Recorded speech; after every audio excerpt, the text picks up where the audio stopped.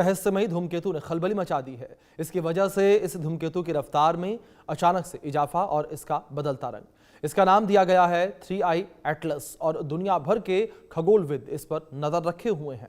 यह हमारे सौर मंडल में देखा गया केवल तीसरा अंतर तारकीय पिंड है। यह हाल ही में सूरज के सबसे करीब से गुजरा है और अब पृथ्वी की ओर आ रहा है। भूमध्य रेखा के पास वाले लो लैटिट्यूड्स वाले इलाकों में इससे सबसे ज्यादा खतरा है, तो वहीं उत्तरी गोलार्ध भी खतरे में है। चिंता की बात यहां पर यह है कि दुनिया के 90% आबादी इसी उत्तरी गोलार्ध में रहती है। 1 जुलाई 2025 चिली के रियो हर्टाडो में मौजूद एटलस टेलीस्कोप नेटवर्क ने दर्ज किया एक अनोखा संकेत, एक ऐसा पिंड जो हमारे सौर मंडल से बाहर से आया था। नाम दिया गया 3I एटलस। यह अब तक का तीसरा इंटरस्टेलर ऑब्जेक्ट है, यानी सूरज से बंधा नहीं बल्कि किसी और तारे से निकलकर हमारे पास आया एक यात्री। वैज्ञानिकों के मुताबिक 3I एटलस अक्टूबर 2025 के आखिरी तक सूरज के सबसे करीब पहुंचा। करीब 1.4 खगोलीय इकाई की दूरी पर धरती के पास आने की कोई संभावना नहीं। इसका न्यूनतम फासला लगभग 1.8 AU यानी खगोलीय इकाई रहेगा। लेकिन इसकी उड़ान से ज्यादा चौंकाने वाला है इसका व्यवहार। जेम्स वेब स्पेस टेलीस्कोप के आंकड़ों ने बताया कि इसके कोमा यानी गैस क्लाउड में कार्बन डाइऑक्साइड की मात्रा पानी से 8 गुना ज्यादा है। सामान्य धूमकेतु में ऐसा अनुपात कभी नहीं देखा गया और इसकी पूंछ नीली रोशनी से चमक रही है। हाँ, नीली। धूल आमतौर पर रोशनी को लाल बनाती है, लेकिन 3I एटलस की नीली चमक वैज्ञानिकों के लिए रहस्य बन गई है। इस ऑब्जेक्ट का रंग, इसकी कक्षा और इसमें से निकलती गैस की धाराएं सब कुछ किसी सामान्य धूमकेतु जैसा नहीं है। ये संकेत ये हो सकता है कि किसी कृत्रिम या एलियन तकनीक का हिस्सा हो। हार्वर्ड के प्रोफेसर एवी लोएब और फिजिसिस्ट मिचियो काकू दोनों ही मानते हैं कि इस ऑब्जेक्ट में कुछ तो अननेचुरल है।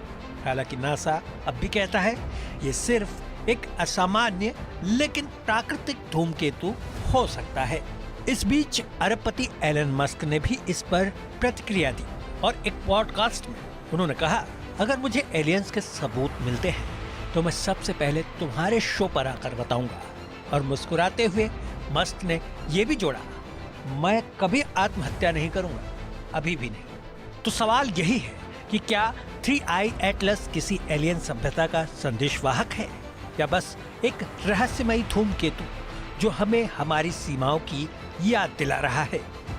वैज्ञानिक अभी जांच में जुटे हैं, लेकिन इस कहानी से एक बात साफ हो गई कि हम ब्रह्मांड में अकेले नहीं हो सकते हैं।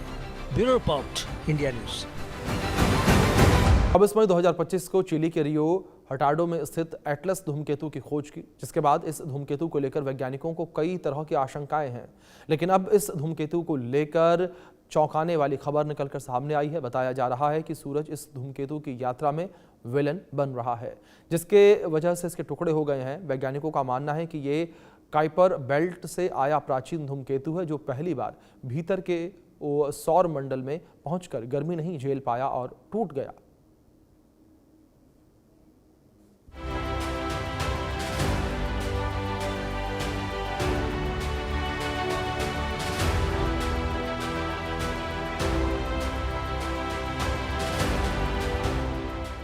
खगोलविदों ने हाल ही में सौर मंडल के धूमकेतु C 2025 K1 एटलस की ऐसी तस्वीर दर्ज की है, जिससे यह साफ संकेत मिलता है कि यह धूमकेतु अब टूटकर बिखरने के प्रोसेस में है। अंतरिक्ष वैज्ञानिकों ने बताया कि 11 नवंबर की रात से इसके स्ट्रक्चर में तेजी से बदलाव दिखाई देने लगा है। वैज्ञानिकों का मानना है कि अक्टूबर की शुरुआत में इसके सूरज के बहुत करीब पहुंचने से इसकी मजबूत परत कमजोर हो गई। यह धूमकेतु मई 2025 में खोजा गया था। इसके बाद यह धीरे धीरे ज्यादा चमकने लगा, क्योंकि सूरज के पास जाते हुए इसकी जमी हुई बर्फ पिघलकर गैस में बदलने लगी। यही गैस धूमकेतु के चारों तरफ एक चमकीला बादल बनाती है, जिसे कोमा कहा जाता है। सूरज से निकली तेज हवा इस गैस को पीछे की तरफ उड़ा देती है। जिससे धूमकेतु की लंबी पूंछ बनती है। हालांकि ये इतना चमकीला नहीं था कि इसे नंगी आंखों से देखा जा सके।